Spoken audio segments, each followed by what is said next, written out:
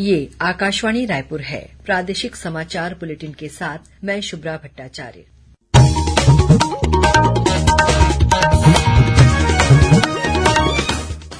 और अब पेश है आज के मुख्य समाचार। केंद्रीय जनजातीय मामलों की राज्य मंत्री रेणुका सिंह ने लोकसभा में बताया कि केंद्र सरकार ने अनुसूचित जनजातियों के कल्याण के लिए बजट में 1,20,000 करोड़ रुपए आवंटित किए हैं।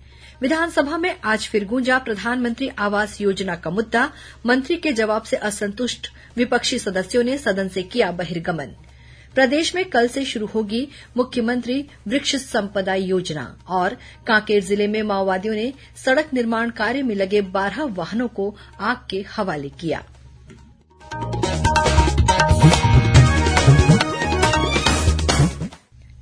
अब समाचार विस्तार से। केंद्र सरकार देशभर में आदिवासियों और उनके विकास के लिए विभिन्न कल्याणकारी योजनाओं को लागू कर रही है। लोकसभा में एक लिखित उत्तर में जनजातीय मामलों की राज्य मंत्री रेणुका सिंह ने बताया कि अनुसूचित जनजाति घटक निधि के रूप में 2023-24 के बजट में लगभग 1,20,000 करोड़ रुपए आवंटित किए गए हैं। नीति आयोग ने महत्वपूर्ण जनजातीय आबादी वाले आकांक्षी जिलों की पहचान की है।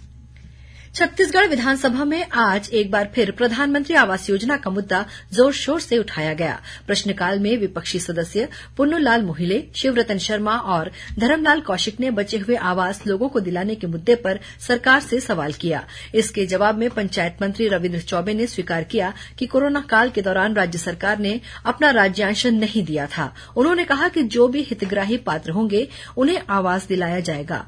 मंत्री के जवाब से असंतुष्ट विपक्षी सदस्यों ने नारेबाजी करते हुए सदन से बहिर्गमन कर दिया।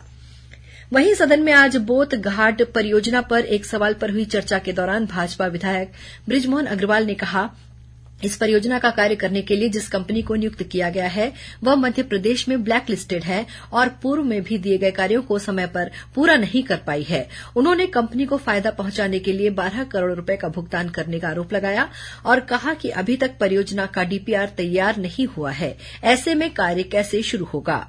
जवाब में मंत्री रविन्द्र चौबे ने कहा कि ये कंपनी केंद्र सरकार में इम्पैनल्ड है और पूर्ववर्ती राज्य सरकार ने कंपनी को 5 करोड़ रुपए का कार्य स्वीकृत किया था। उसी आधार पर राज्य सरकार ने कंपनी को 41 करोड़ रुपए का कार्य दिया था। श्री चौबे ने स्पष्ट किया कि बोध घाट परियोजना की पर्यावरणीय स्वीकृति में हाइड्रल प्रोजेक्ट लगाने की स्वीकृति है। इससे बीजापुर, दंतेवाड़ा और सुकमा में सिंचाई हो सकती है। इस मामले में विपक्षी सदस्यों ने ब्लैक लिस्टेड कंपनी को काम देने का आरोप लगाते हुए सदन में हंगामा किया। विधानसभा में आज शून्यकाल के दौरान पूर्व मुख्यमंत्री डॉ रमन सिंह ने सार्वजनिक वितरण प्रणाली पीडीएस के अनाज में 1,000 करोड़ रुपए के घोटाले का आरोप लगाया।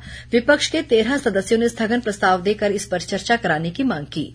जवाब में खाद्य मंत्री अमरजीत भगत ने बताया कि इस मामले में 4 करोड़ 55 लाख मूल्य के अनाज की वसूली की जा चुकी है। 161 दुकानों को निलंबित और 119 राशन दुकानों को निरस्त किया गया है। विधानसभा उपाध्यक्ष संतराम नेताम ने स्थगन प्रस्ताव अग्राह्य कर दिया। इसके बाद विपक्षी सदस्यों ने सदन में शोर शराबा किया, जिसके कारण सदन की कार्यवाही 2 बार स्थगित करनी पड़ी। प्रदेश में मुख्यमंत्री वृक्ष संपदा योजना की शुरूआत कल 21 मार्च से की जाएगी। इस योजना के तहत प्रदेश भर के हर जिले में एक-एक स्थान पर समारोह के रूप में शुभारंभ कार्यक्रम का आयोजन किया जाएगा।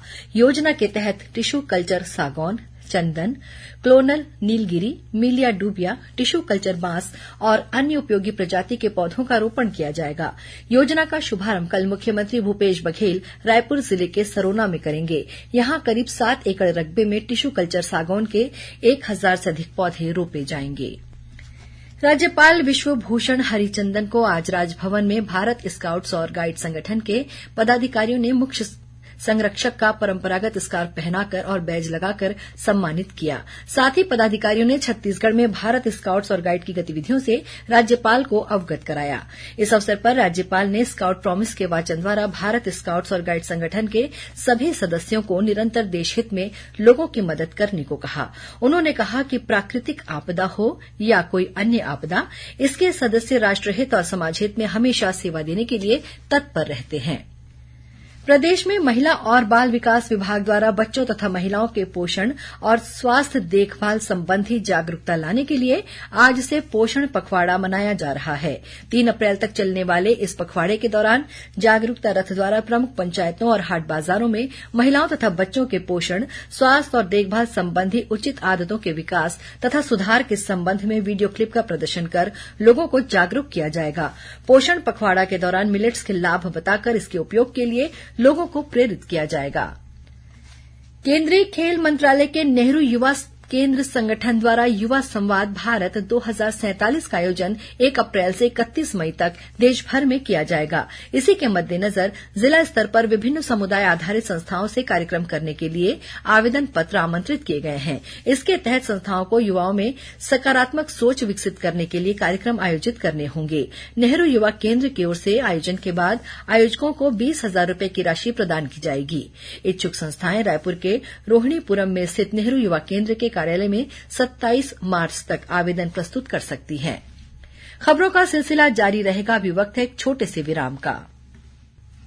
प्रादेशिक समाचार आप आकाशवाणी रायपुर से सुन रहे हैं और अब आगे बढ़ते हैं बाकी के समाचारों की ओर। नवा रायपुर स्थित हिदायतुल्ला राष्ट्रीय विधि विश्वविद्यालय में 17 से 19 मार्च तक 3 दिवसीय मूट कोर्ट प्रतियोगिता आयोजित की गई। इसमें देश के विधि विश्वविद्यालयों से जुड़े 38 लॉ स्कूलों के 114 छात्र शामिल हुए। मूट कोर्ट प्रतियोगिता में 60 जजों को आमंत्रित किया गया था। प्रथम पुरस्कार महाराष्ट्र विधि विश्वविद्यालय मुंबई को मिला। कार्यक्रम में छत्तीसगढ़ उच्च न्यायालय के कार्यवाहक मुख्य न्यायाधीश गौतम भादुड़ी मुख्य अतिथि के रूप में शामिल हुए। कार्यक्रम के दौरान हिदायतुल्ला राष्ट्रीय विधि विश्वविद्यालय के कुलपति प्रोफेसर वीसी विवेकानंदन ने बताया कि हिदायतुल्ला विश्वविद्यालय में अंतर्राष्ट्रीय मूट कोर्ट प्रतियोगिता का आयोजन अगले साल 15 से 17 मार्च तक किया जाएगा। इसमें देश के विधि विश्वविद्यालयों के छात्र शामिल होंगे। केंद्रीय और अन्य विश्वविद्यालयों में स्नातकोत्तर कार्यक्रमों में प्रवेश के लिए common university entrance test CUET PG के लिए आवेदन प्रक्रिया आज रात से शुरू हो जाएगी। विश्वविद्यालय अनुदान आयोग के अध्यक्ष एम जगदीश कुमार ने एक ट्वीट में कहा है कि राष्ट्रीय परीक्षा एजेंसी स्नातकोत्तर कार्यक्रमों में प्रवेश के लिए CUET PG परीक्षा आयोजित करेगी। उम्मीदवार 19 अप्रैल तक ऑनलाइन आवेदन कर सकते हैं। श्री कुमार ने कहा कि पात्रता, परीक्षा की योजना और अन्य संबंधित जानकारी राष्ट्रीय परीक्षा एजेंसी की आधिकारिक वेबसाइट पर उपलब्ध है। कांकेर जिले में आलापरस गांव के पास माओवादियों ने बीती रात सड़क निर्माण कार्य में लगे 12 वाहनों को आग के हवाले कर दिया। बस्तर रेंज के पुलिस महानिरीक्षक सुंदरराज पी ने बताया कि इस घटना में किसी के हताहत होने की जानकारी नहीं है।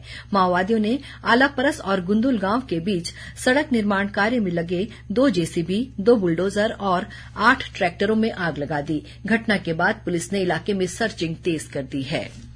और अब कुछ खबरें संक्षेप में। केंद्रीय सूचना और प्रसारण मंत्री अनुराग सिंह ठाकुर ने कहा कि इस वर्ष 15 अगस्त तक देशभर में 1000 खेलो इंडिया केंद्र शुरू कर दिए जाएंगे। इनमें से 945 केंद्रों को मंजूरी दी जा चुकी है। श्री ठाकुर कल नागपुर प्रेस क्लब में आयोजित प्रेस से मिलिए कार्यक्रम में बोल रहे थे।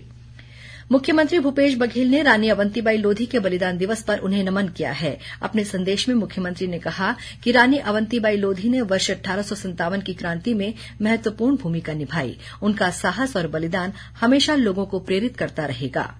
मुख्यमंत्री भूपेश बघेल ने कल रायपुर में आयोजित झेरिया गरड़िया समाज के वार्षिक अधिवेशन में भेड़ पालन और ऊन संवर्धन बोर्ड के गठन के साथ ही महादेव घाट में सामाजिक भवन बनाने के लिए 50 लाख रूपये देने की घोषणा की। वाराणसी में आयोजित 51वीं सीनियर राष्ट्रीय हैंडबॉल चैंपियनशिप में भारतीय रेलवे की महिला हैंडबॉल टीम ने रजत पदक हासिल किया है। इसमें बिलासपुर और रायपुर रेल मंडल की 4 महिला खिलाड़ी भी शामिल हैं। कबीरधाम जिले में कल 2 दिवसीय भोरमदेव महोत्सव का शुभारंभ हुआ।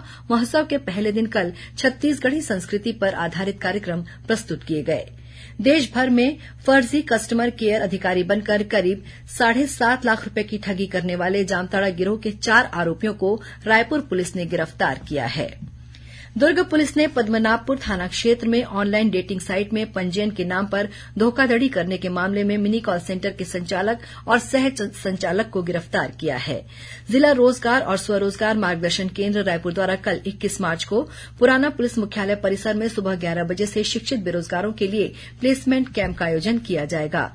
वहीं रोजगार कार्यालय रायपुर द्वारा 21 से 31 मार्च तक विवाहित स्नातक महिलाओं के लिए प्लेसमेंट कैंप का आयोजन सुबह 10 से दोपहर 2 बजे तक किया जाएगा। और रायगढ़ जिले के तमनार थाना क्षेत्र में पालीघाट सेल्फी प्वाइंट के पास 2 युवकों की लाश मिली है। पुलिस मामले की जांच कर रही है।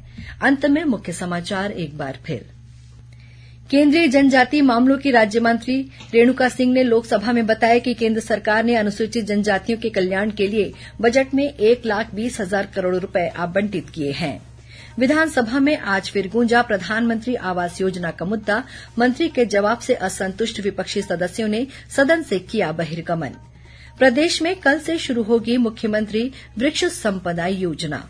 और कांकेर जिले में माओवादियों ने सड़क निर्माण कार्य में लगे 12 वाहनों को आग के हवाले किया।